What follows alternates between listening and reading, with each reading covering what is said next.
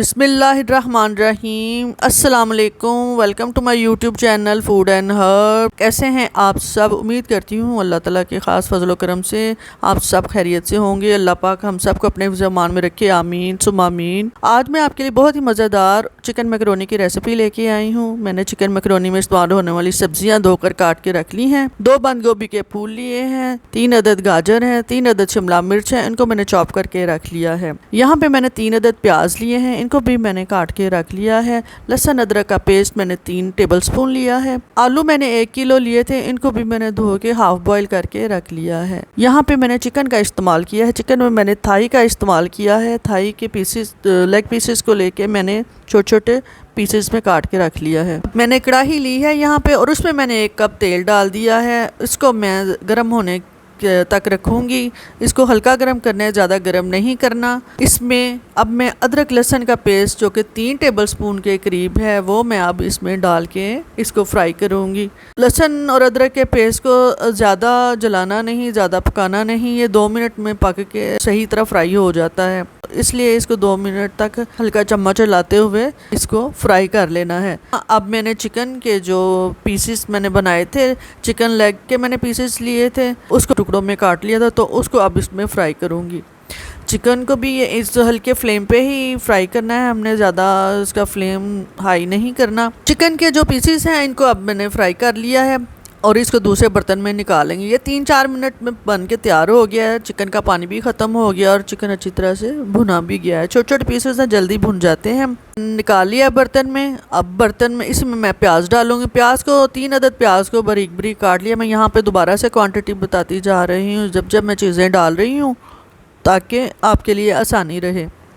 प्याज को भी हल्का ब्राउन करना है। ये पकने के लिए थोड़ा सा टाइम लेता है। मैंने 5-6 मिनट तक इसको करना है ताकि मैं इसको गोल्डन ब्राउन कर लूँ। प्याज हमारा पक के तैयार हो चुका है। अब इसमें मैं 3 टेबलस्पून के करीब टमाटो प्यूरी डालूंगी और इसको भी साथ थोड़ा सा पका लूँगी। जितनी देर में हमारा टमाटर और प्याज का ये जो मसाला है ये पक कर तैयार होगा, इतनी देर में मैं यहाँ पे मैकरोनी सॉस बनाने लगी हूँ। 1 कप ली है केचप, टमाटो केचप ले लें आप, या चिली गार्लिक जो भी लेना चाहे ले लें।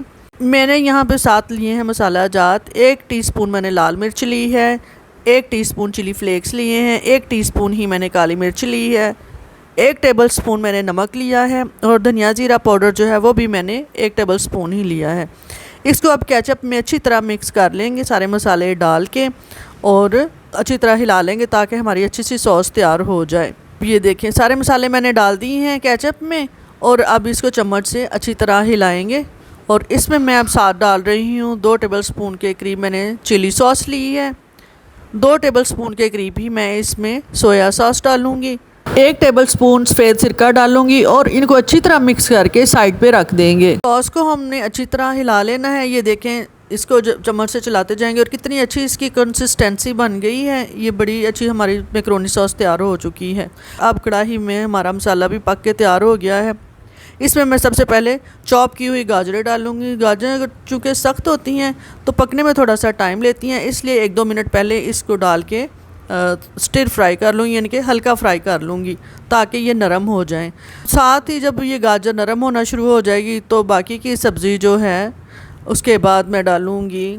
शिमला मिर्च भी थोड़ी सी सख्त होती है, इसलिए पहले इसको भी डाल के करूँगी हल्का सा फ्राई, और साथ ही मैं बंद गोभी भी डाल दूँगी। बंद गोभी, ये सारी सब्जियां जल्दी तैयार होने वाली हैं। बंद गोभी भी डाल दी है मैंने साथ में, और अब इनको हिलाएंगे इसमें चम्मच ताकि ये मिक्स हो जाएं। सब्जियां हमारी मिक्स हो गई हैं और अब इसमें मैं जो पहले ही फ्राई किया हुआ चिकन था वो मैंने इसमें डाल दिया है।